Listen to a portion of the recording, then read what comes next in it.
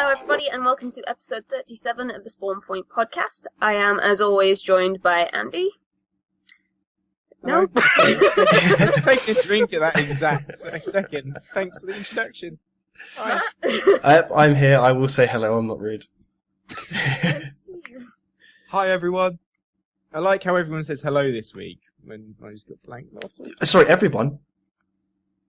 I said it was just delayed. Anyway. Do you want to talk about the sponsors, Matt? I shall. So, as we mentioned last week, we are doing a giveaway for 5 Minecraft servers. You can win one of those, and it's a giveaway that's running from the 15th of April to the 25th. There's 9 ways to enter, and you can go to vectorgaming.co.uk/giveaway, or you can go to our Facebook, click on giveaways there, or just on our homepage, click on giveaway there.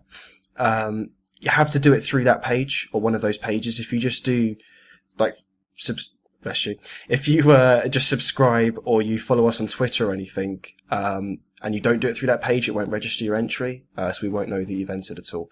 So you've got to make sure to do it through that. But yeah, so each server's 1 gigabyte each, which is up to 24 players, and that's a free Minecraft server for life that you'll get. So be sure to enter. Yeah. Cool.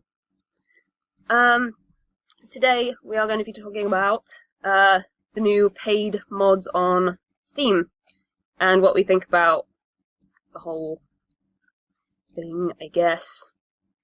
I really don't know anything about this though, so I'm hoping that you guys can carry me through. No? Yes, I can do. Because I talked about that in this week's news video, so I sort of had to do a bit of research and look into it. But basically, for those who don't know, Valve have introduced mods that you can charge. The modders can make mods now and then charge people for them, like real money. And not a lot of people are happy about that. Some people are unhappy about it for some different reasons. Some people just don't like the fact of how much of the money Valve and Bethesda take in this instance. Some people just don't like the whole concept completely. So basically, the modders take 25% of the money that's made. 75% is split between Valve and Bethesda. You have to have $100 of net profit before you can actually receive any of that money. And you can get refunds, but they can take 24 hours. And it's not just that paid mods are a set price. There is actually I don't know if it's already implemented, but a pay what you want thing, like basically like a donate thing. So you can have it for free, or you can give them what you think fits. So I could say, oh, I really like this mod. I think I want to support this guy so he can continue to make more and he's got more time to do so. I'm going to give him 10 quid if I wanted to do that. So yeah, there's still free mods though. That is something to point out. Okay. So what are people's thoughts on this? At the minute it's only going for Skyrim, I believe. So you can only get paid mods for Skyrim. Yeah, I want to point out also, there's over 25,000 free mods of existence, and I think at the time I checked yesterday, only 17 paid mods, and there was 36 that were under review, because there's a review process as well.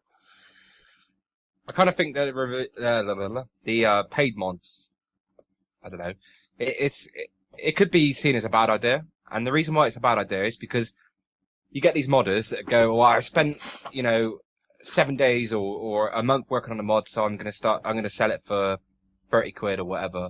And then people kind of, get money hungry from it.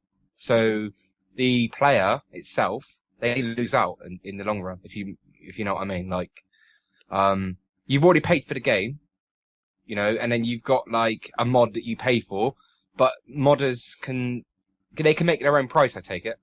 Yeah, so there's set prices. You could charge anything you want. So you could charge like £100 or £1 or 10 pence. The thing that people are worried about a lot is that because the person who's created the mod takes such a small cut, they're gonna be incentivized to overcharge so that they can actually make something substantial from it.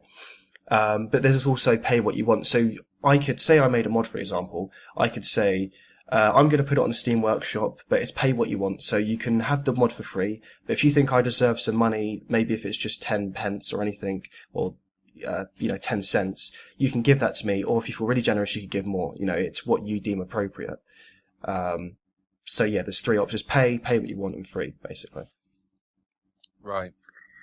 I think my issue with this is that Steam is really quite notoriously bad at moderating stuff like this, like with early access, like with just some of the games that get on there in the first place. It's very, very rare that I hear about a game that's super bad that has to be taken down. Like, was it Air Control last year? I don't remember what the game was called. It was really bad. That got taken off Steam, and I think that's the only time that I've ever heard about a game being taken off Steam, apart from the War Z. Yeah, it was the War Z, but that came back as did it? Infestation Stories, I think it was called. It renamed itself and reappeared. Right. That's my major concern, is that there's going to be a lot of really crap things that people pay for, and no one moderates, and people just continue to fall for paying for it again and again. That's my concern. Do any of you think that if somebody spent like a ridiculous amount of time making a mod that, let's say it was in its own right an expansion, somebody spent like the last 8 months working on it, and it provided like 20 hours of extra gameplay, do you think that the person who made that should do you think it's wrong for them to make money from that? Or I have to say, go on, Steve. Go on. I was going to say, I don't think it's wrong for someone to make money off of a mod. What I do think is wrong, look at these games, for instance, like Cube World when that came out. The guy made loads and loads of money. He stopped updating the games. There's no updates. What happens if people made mods for like Cube World, and then the mod became... Is it up to the modder to update that, or does the actual developer have to put an update for that mod to work in the first place? How does it work like that? It works the same as like a normal mod, but to get the mod to start with, you need to pay... Well, you might need to pay some money up front. So it's... But if the game's updated and it breaks the mod, I think it's up to the modder to fix that. Yeah. Yeah. No, but what I'm trying to say... You can't get a refund. If the game gets updated and the mod breaks, if it's over that 24 hours period, you can't get a refund for that. Okay, I see that point, but what happens if a game comes out, modders start making mods for this game, yeah?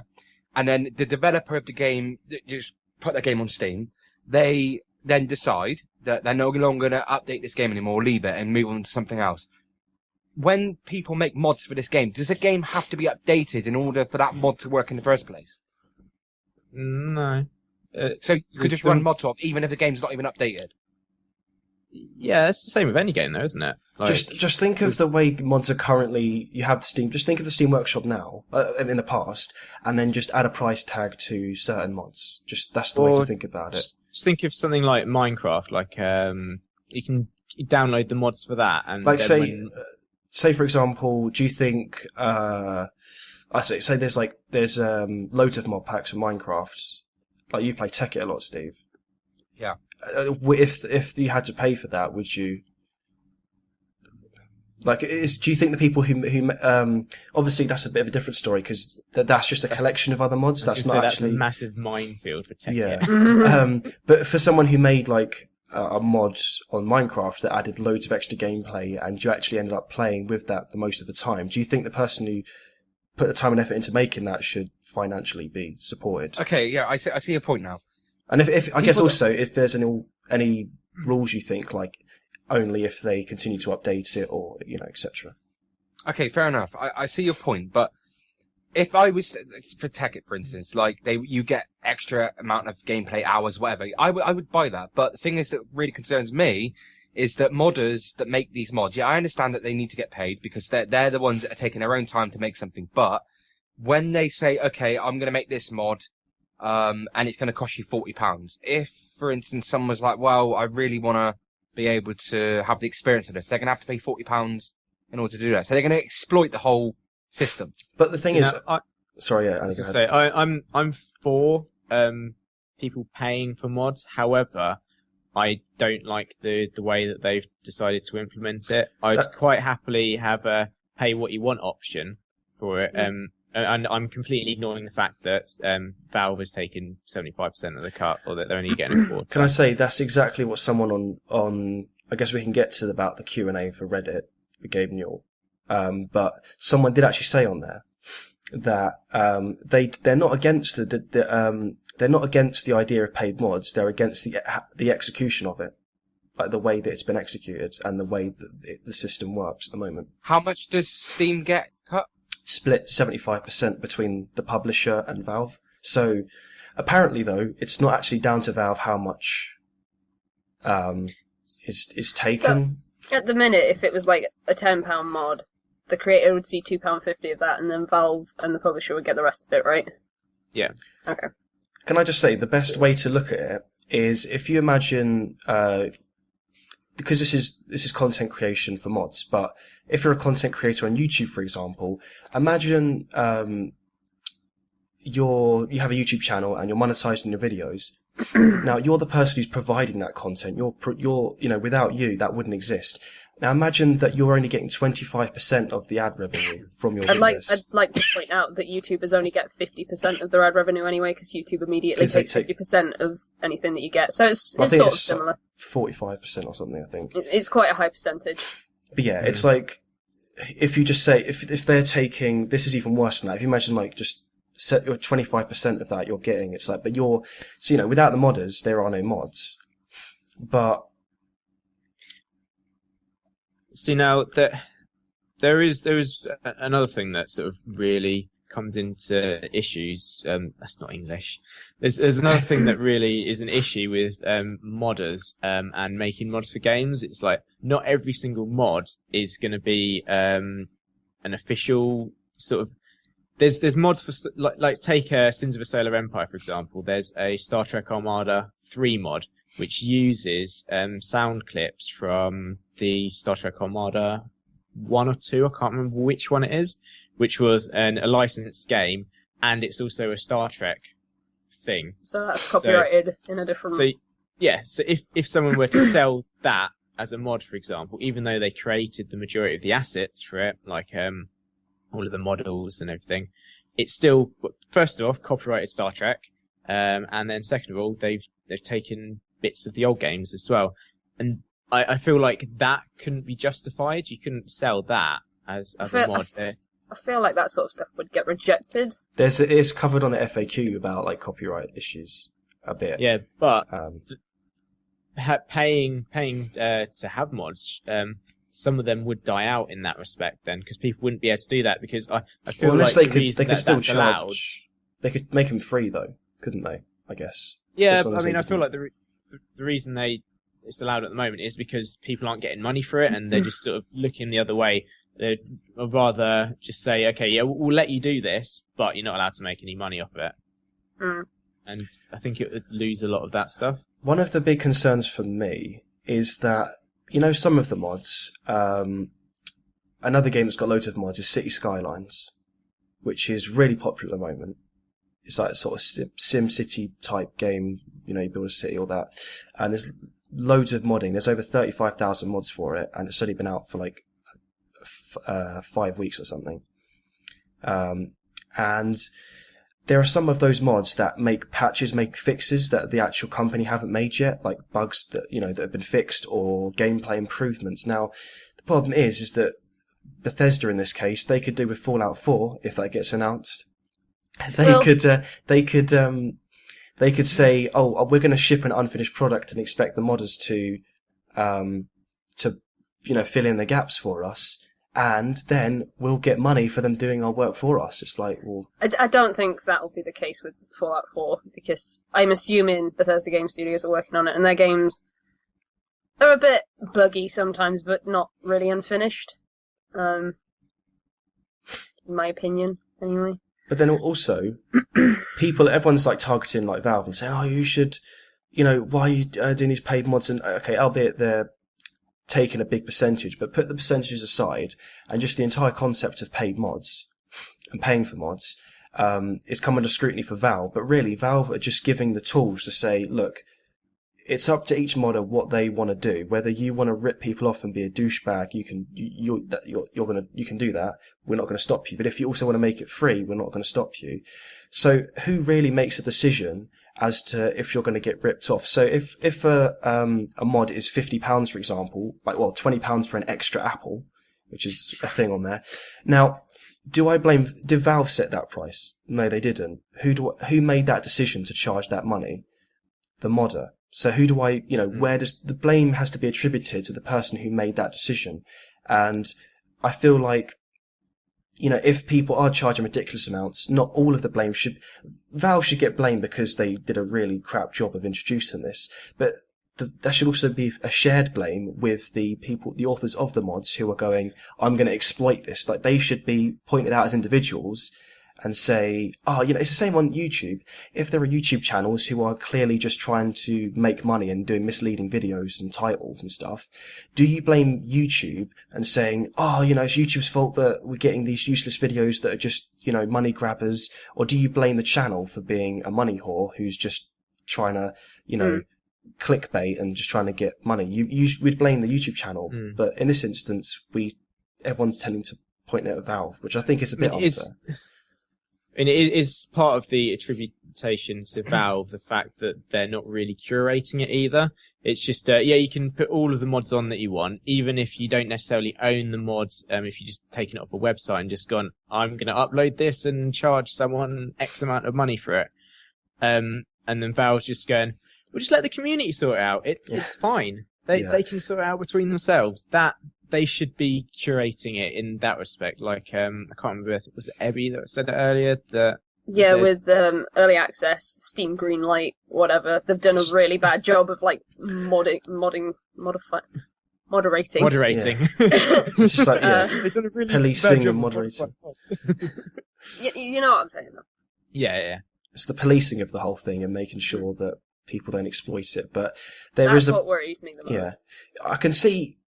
They tried to make a really open platform and make it very free and accessible for people. But then when you do that, if you give people too much power, a lot of people use that power for bad and some use it for good, and it's like, well, you have to somewhere decide, look, we can't make everybody make all the decisions, because if we give them too much control, then they're just going to take the piss and they're going to charge 20 quid for an extra apple. I just want to point out that it's an actual mod. There's an actual mod that you pay 20 quid. I don't know if it's been accepted as onto the, probably hasn't. Really hope not. But it's £20 to add an extra apple into the taverns of Skyrim. What was the update you were saying that they were doing? Oh, it was change the tilt of the apple so it's now pointing upright and made the apple more shiny or something. It's like, yeah, those things are obvious money grabbers. And there's a.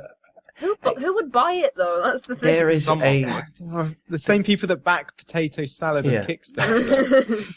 There's £67 for a Diedrich Greatsword, which is just a regular sword. And the reason you buy it is so you can say to your friends, "Hey, look, I'm rich enough and stupid enough to buy a sword for 67 quid." When the game Skyrim is 75, you can buy Skyrim for £2.50 and then buy a sword for it for £67. This game wasn't expensive enough. I need to spend more money. There are certain circumstances in which I would be okay with spending a good amount of money on a mod, especially in the case of Skyrim, because they've had a couple of mods in the works for, what's it called, Skywind, and I don't know. Basically, they're recreating Morrowind and what is the other place called? Oh my god! Oblivion. That's the name of the game. That's not what it's called. Oh my god! Help! You keep going. I'll look it up. Keep going. I'll look it up. Tamriel. That's Tamriel's the whole continent. Oh yeah. Oh my god! Oh. I haven't played Skyrim. Keep going. I'll find it. I would pay money for that because I can't get Morrowind to work decently on my computer. Well, I can get Morrowind to work decently on my computer. I just don't think it's that good.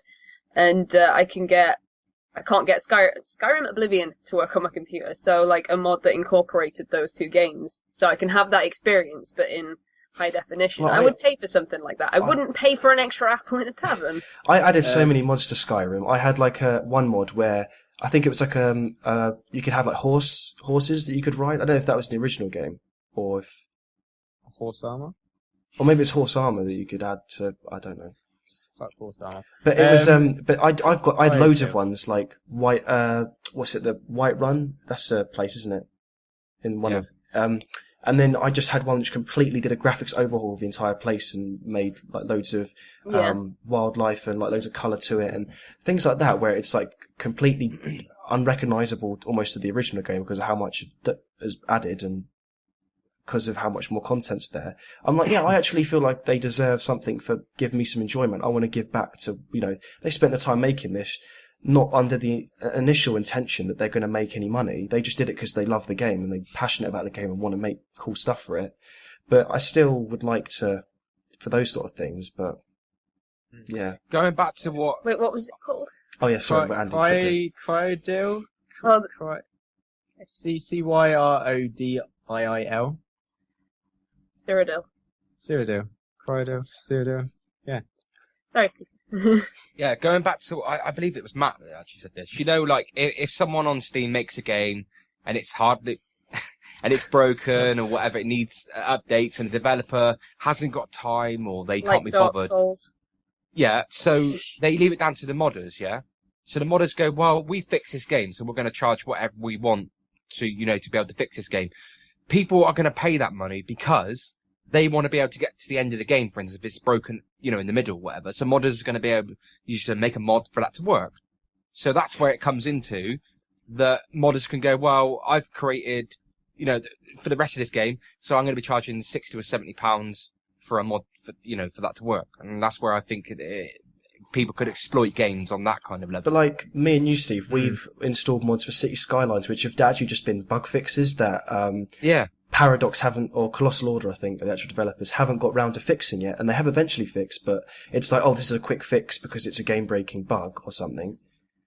And we've installed that, and it's made the game playable again, but should we have to pay for that? Because it's just fixing the game that we bought originally. No, that's where I think it's wrong. You shouldn't have to pay for a mod that the developers couldn't fix because they didn't know how to fix, for instance, or they couldn't be bothered to fix it.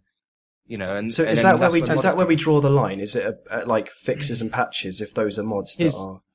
Here's another one. Just going on from your mods and fixes and patches. What if you have one mod that's installed on the game, and then you install another one? You paid for both of them, but one of them stops the other one from working. There's also mods that you have to buy multiple. Well, you have to have multiple mods for a certain mod to work. So you'd have to buy 3 mods to get the one mod that you actually want to work. Is that as well? Just imagine if they were £20 each and you had to buy 3 mods to make that one mod to work. That's £60. Well, I've had like in order for that one mod to work. I had one mod that I put on City Skylines that actually broke my save game, and I was like, okay. So I said to the author of the mod, I was like, yeah, it kind of broke my game, dude. And he's like, oh, sorry, I'll fix that. And he did actually fix it, to be fair to him, like the next day. But then it was the fact that if I paid for that, I've just lost my save data, and it's like, well, and it's because it conflicted with other mods, because I had like 20 or so mods installed, and like I guess you would have to uninstall mods, but you would keep the rights to have it, I guess. I guess so. And Valve's reaction to that is, if something's broken, just kindly ask the modder to fix it. No, don't kindly ask them. That's my money. You've just taken my money. That is their official line. I know. Kindly ask them. Please, Mr. Modder, could you fix the mod? No. Oh, okay. I've got your money, so do one. What happens if you buy a mod for like £20 or whatever, or 10p, whatever the money may be, and then the mod breaks and the modder doesn't fix it at all? You ask the modder kindly, can you please fix this mod? And then they never respond when they go, nope. Yeah. If it's within 24 hours, you can get your money back. If it's outside of that, fuck you, Steve. Okay then. You've just wasted your money on my mod. Alright then. So I'm going to go and make mods, yeah, and if it's after 24 hours, I receive loads and loads of money, and then I could just go, no, fuck you all. I'm not repairing it. Sometimes they'll update the mod to try and make it better or improve it, and they'll actually break it. And that's when it'll be like, oh, it's after the 24-hour period that you bought it, and that's where we fall in this trap of this could be bad. It would kind of be counterintuitive to someone to make a mod and then deliberately go out of their way. No, they won't deliberately do it. But I understand. Yeah. But that's what Steve said. Oh yeah, no. Yeah, but it's, I understand if it accidentally breaks. Yeah, if it accidentally breaks, then I go, Andy, could you please fix this mod for me? No. Hang on.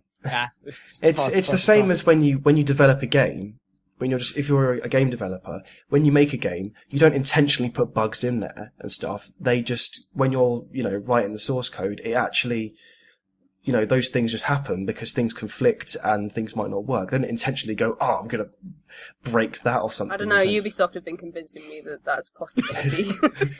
That does seem to be their business. They've just got, it'll just have a bit of code for Unity, like Assassin's Creed Unity. If face equals false.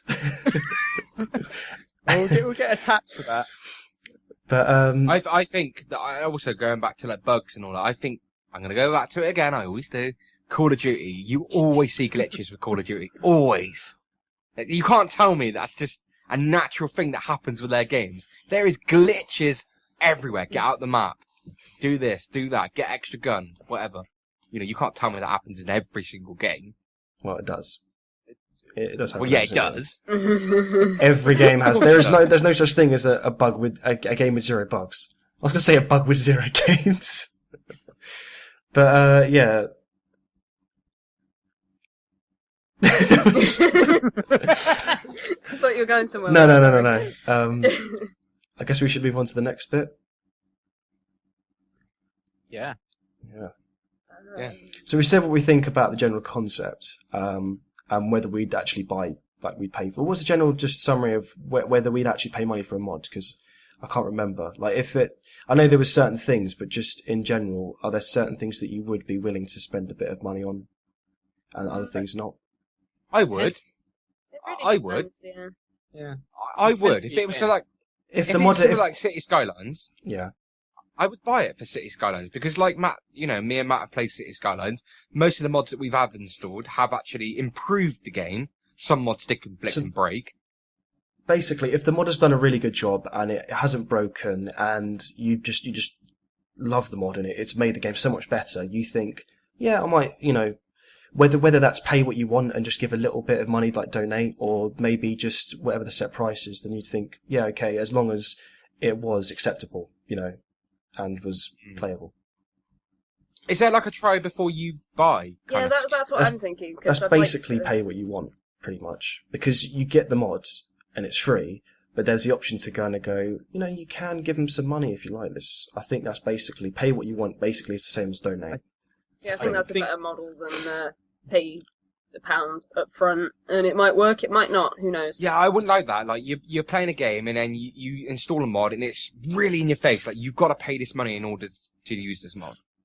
So, yeah, I like that.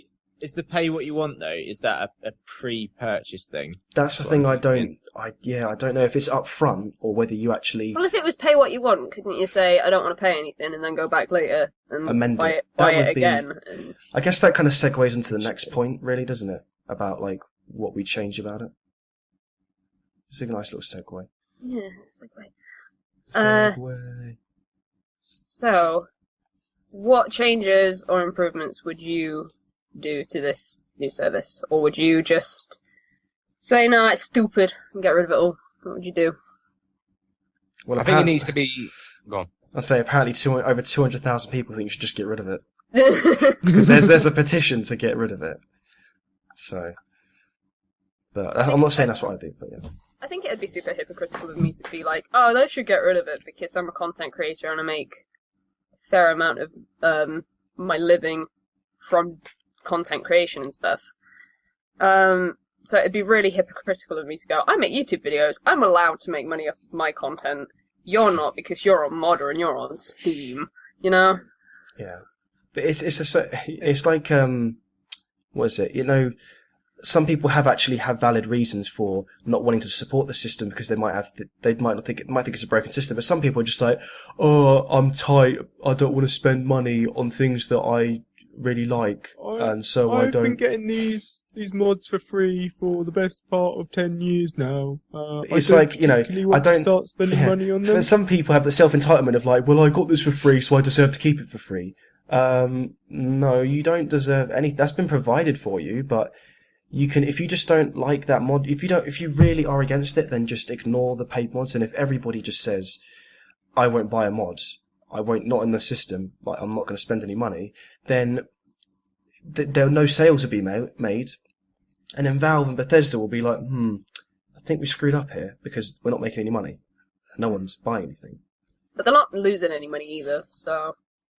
Yeah, people are still buying these paid mods. Regardless of all the backlash, they've still made like $7,000 between Valve and Bethesda, I think, in one day or something. Yeah, I mean, what incentive did the Valve have now to go, oh, this thing isn't working, maybe we should turn it off because, you know, we're just getting free money from this. We don't have to do anything apart from provide some space for the mods to be uploaded to. And then we don't have to do anything else, so... Yeah, but it's a dog-eat-dog game, isn't it, really? Like, it's a vicious circle. And, you know, if something's provided, someone gets paid. And, you know, I don't understand why Steam gets a bigger percentage than the modder gets. That's where my major gripe is. It's not that, you know, I don't want people to get the impression to think that, oh, like, I think that, you know, Valve should be getting this cut. It's like, my issue isn't with paying for mods. My issue is with Valve and Bethesda being just incredibly greedy and saying, oh, we're going to take the majority. You know, it's like, I feel like it should be flipped. I feel like the modder should get 75%. And then Valve and Bethesda should get 25%. Or at the very least, I mean, Jesus Christ, give them at least half of the money, you know? Because it just seems disrespectful. You know, if you really want to support the modding community, the whole tagline is, we wanted to further help support the modding community. Well, then why are you taking most of the money they're going to make from it? Because you're not trying to support the modding community, you're trying to support yourself more and kind of leave them in the dirt, it seems. I mean, I'm also okay with the fact that the developers get some of the split of it as well, because without the game, at the end of the day, without the game, the modders couldn't make stuff for the game. Bethesda are also quite good in the fact, with especially the RPGs, that they provide these modding tools as well, like the GEC for Fallout and the creation kit for Skyrim and stuff. So, and also these people who are complaining about the paid mods, you can't have your cake and eat it. So you can't say, oh, 100% of the money goes to the modders, because some people are saying, oh, all the money should go to the modders. Okay, so how do you pay the people who are trying to monitor and police all of the crap paid mods? How do you... Oh, hang on. Are they doing that? Well, there is a review process because it says 3,600 review. Okay. But then also the system actually in the first place that allows, you know, to be set up to do all of that. There's obviously costs in maintaining that. As you said, the developer needs to take something, not the amount they are taking, but the developer, without their game, you'd have no mods to make for. So they are entitled to some of the money, just not the majority. The majority should go to the author of the mod, in my personal opinion, and then Valve and Bethesda should get a bit on the side as well from each purchase. Yeah. It just seems, just flip the script, you know, just... But, seems a lot that Steam and the developer gets, yeah. I agree that the developer should get something, but Steam gets that much and the modder gets slapped in the face. Yeah. Steam don't need any more of my money anyway. Like, I've spent a fair amount on their system. I don't need to spend any more on them. So. Just on the fact of, you were saying about the pay what you want thing, on the Reddit Q&A, Gabe, I'm just reading the quote again of what you said on Reddit. And it says, the exact words are, we are adding a pay what you want button where the mod author can set the starting amount wherever they want. That's not pay what you want, though. Which starting amount makes me think like, you know, it's you could pay a minimum amount and you can pay more, but it kind of sounds like to me anyway that that's paying before you get the content rather than afterwards. Because it's saying starting amount. I'm pretty sure that it's all going to be pay before you get the content. Like Ebbie said, it should be sort of pay what you want for it. If you want to add some more extra, then you can. So you could just say, I want to try this out, so I'm going to give like £1 or something. And like, oh, I really enjoyed that. I'm going to give an extra 20 quid or however much. However, I mean, I feel that could be abused. But then if you look at sort of like Humble Bundle, and they do their sort of pay what you want for the bundles there, and there's a massive sort of spectrum of like people paying. So there's some people that's paying like a couple of dollars, whereas if you go to the other side of it, there's some people that's paying like thousands of dollars for but bundles. That's for charity. That's a bit different. I guess so, yeah. Although you can decide if some of the money goes to like developers of the game and stuff. Yeah, you can I still I still feel like some people would give the modder, the person that made it, more money, and other people would be just massive dicks and put nothing into it. And on the topic of the percentage cut, Gabe's exact response about why does Valve make 75% profit from mods and the actual creators 25% should be the other way around, like what we're saying, just sounds unjustified and very greedy, to be honest. And he said it's set by the game, not by Valve, which by the game, I'm guessing he means that the publisher, like Bethesda, would be. So, I don't like that, because every time I feel like something like this happens, they always go, "Oh, it's not us that's doing it, we're the good guys." You know, it's these guys who. We're providing a service for you. Just don't be angry at us. At least they're giving you something of the money. Can't be grateful, you know. Like, yeah. I don't know. Yeah, but also there was just a snippet I took from Reddit as well when I was looking through the Q&A, because there was quite a lot of. Because it was meant to be like just asking questions, and a lot of the things were just like, "Oh, this is shit. This is," it wasn't a question, but there were some good points, and this is one that Gabe didn't respond to because of it was really long, but I just took the main points, but he didn't respond to it at all, and it's quite long actually. As a product, consumers have expectations, rightfully so, that products they purchase must work and be worth the amount charged. This means that these paid modders will be the only ones who should shoulder the burden and backlash anytime something in their mod either breaks or conflicts with another mod. Thus, these modders, for a measly 25%, are roped into doing massive amounts of required updating and patching, or will have their reputations dragged through the mud by angry customers. These products, which are effectively outsourced DLC, place all the fiscal responsibility onto the modders who shoulder the startup cost, before they can begin selling the mod in the hope of recouping their losses. Meanwhile, Bethesda and you, in brackets Valve, simply profit of these works which you invest nothing into. This encourages cheaper, more shallow mods from those who begin with the intent of making a career off of modding. The way this system works, modders will always be incentivized to overprice their own work or contribution because they only ever see 25% of the product in a market which is going to become highly competitive in fighting over players' funds. This means either the modders will need to maintain high prices with less sales to make a return, or more sales at a lower price point. Both cases where only you and Valve are making any real profit. And that was basically half of the entire thing of what Duke Sigmund of Agartha, I think, Reddit user, had to say. Which I think really put it into perspective. It kind of just like laid everything out on the table, I think, in what he said. Oh no, the AMA's over, gotta go. Yeah. Oh, is that the time? It is true though, like, you're saying about, the modders have to be required to patch it and they're the ones having to keep up, they're making sure it doesn't break. Are they going to be able to actively make sure that it's constantly always working and that it doesn't break the game and conflict with all these other mods going on, and avoid making people angry when it's so hard for them to keep an eye on that when they make so little money? Because if they're not making much money from it, they can't do it full time. They're going to have to do another job.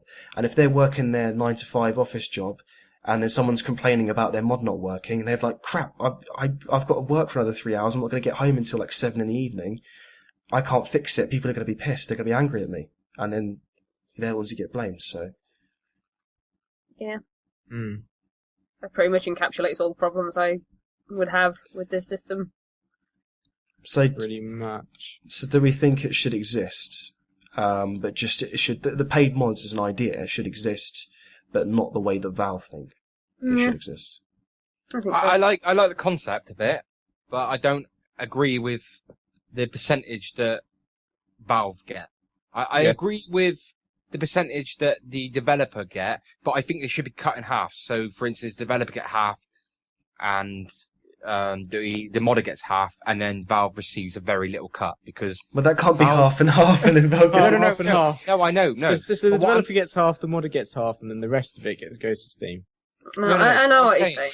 No, what I'm saying is that the modder gets half, the developer gets half, and then out of that half that the developer gets, some of that has to go to Steam. But the developer decides how much, The developer of the game or the mod? No, the developer of the game decides how much Steam should get. Because they're the ones that made the game, like you said. If the game it's the didn't exist, modders, shouldn't the modders, the same way in Humble Bundle, where you select where your money goes to and what charities and whether some goes to developers, shouldn't the modder decide, well, the money I raise from this, I want to go mostly to Bethesda or Valve? Yeah, but imagine if that happened and everyone went, no, Steam ain't getting nothing, but the developers getting all of it.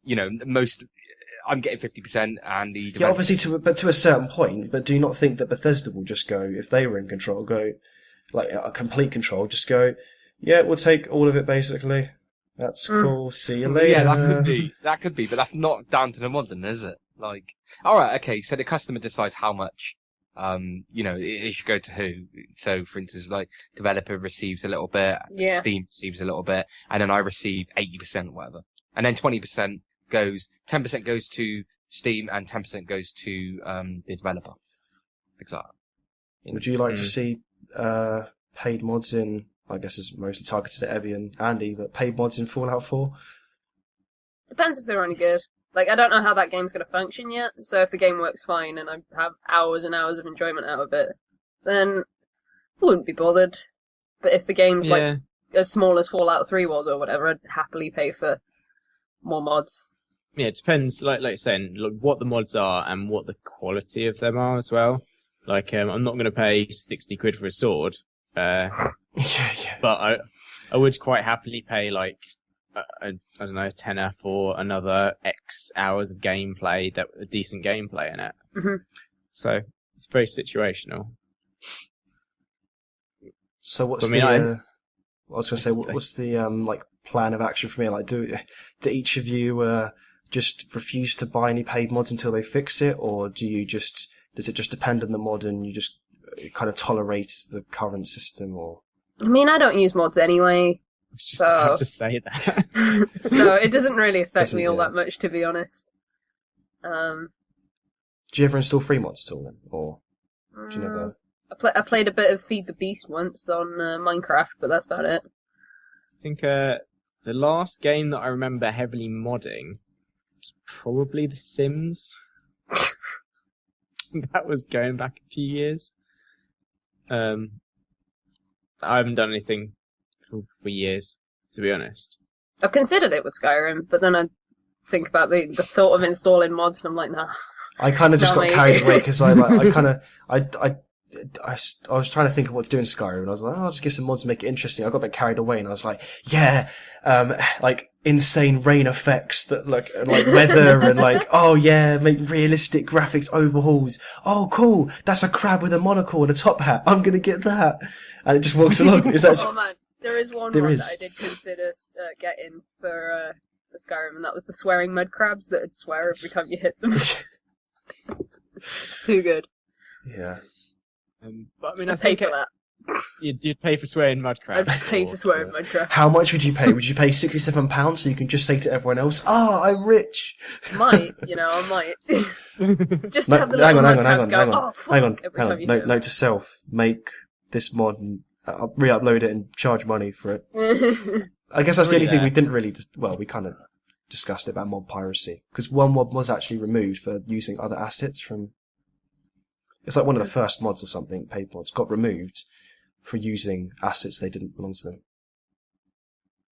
them. Yeah, I mean, it just invites everyone just to do that as well. So, like I was saying with the pay what you want scheme, there's going to be people that abuse this like modding thing as well, just stealing assets, putting stuff up that's not theirs, and there should be some sort of proper curation to say, well, actually, obviously there was because they got taken down. Can I just say there are some funny mods actually off the response off of the paid mods thing. There's a mod, and I don't know exactly how it works, but you try and access a certain section of the map, and there's a massive poster, like billboard in the way, of a picture of Gabe Newell, and it says minus 75%. Sorry, you can't pass here or something like that. You have to pay more money. And there's another one which got a sign in the ground saying, "We will not pay for mods," and stuff like that. Like there are just some people have just added, free mods obviously, but just taken the fun out of it really, and just making jokes about it. But I still think I might pay 33p for that Pong in the loading screen mod. But, rest assured though, I'd say rest assured, because a lot of people are freaking out, but there's almost 26,000 free mods, or there's over 25,000 free mods that are available right now, and the mass majority of them are free as of right now. Unless we just refreshed right now and they've all changed. But yeah, there's loads of free mods, and there's always going to be an audience. There's going to be a section of people that are going to want to make free mods and are going to want to make them available. So there's always going to be that group of people that will say, well, we're going to be different, we're not going to charge. So I think that's pretty much it, really, isn't it? I believe so. I mean, I think we all kind of were on the same page there, that we're okay with the idea that people want that people can pay for mods. It's just that the implementation is completely wrong. Yeah. Here. Pretty much. I think that's it. So, thank you for listening to this episode of the Spotlight Podcast. I'm really bad at ending these things. See you later! Bye. Bye.